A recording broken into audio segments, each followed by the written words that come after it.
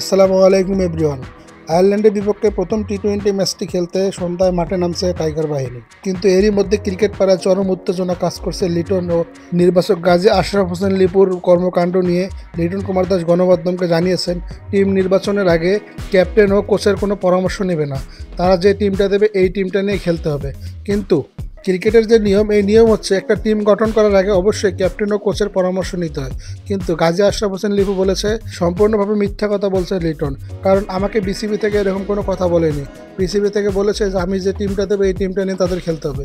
কিন্তু পুরো ক্রিকেট বিশ্বে যে নিয়ম চলে আসছে যে কোনো টিম নির্বাচনের আগে অবশ্যই ক্যাপ্টেন ও কোচের পরামর্শ নিতে হবে, এই বিষয়টা নিয়ে গতকালকের থেকে ক্রিকেট পাড়ায় চরম উত্তেজনা কাজ করছে।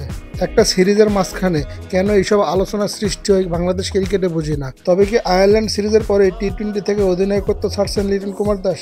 ক্রিকেট পাড়ায় এমনটি জানা যাচ্ছে যে লিটন নাকি এই সিরিজের পরেই তার অধিনায়কত্ব ছেড়ে দিতে পারে। একটা সিরিজের আগে এরকম আলোচনা সমালোচনা পুরো ক্রিকেট পাড়ায় নাড়িয়ে দিচ্ছে। একটা সিরিজ চলাকালীন অবস্থায় যদি এরকম আলোচনা হয় তাহলে ওই সিরিজটার উপরে একটা বাজে প্রভাব পড়ে, যেরকম প্রভাব পড়েছিল 2023 বিশ্বকাপে বাংলাদেশ ক্রিকেটে।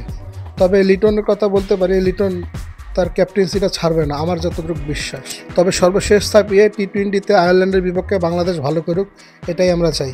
তো সন্ধ্যা 6টায় প্রথম টি-20তে মাঠে নামছে বাংলাদেশ বনাম আয়ারল্যান্ড।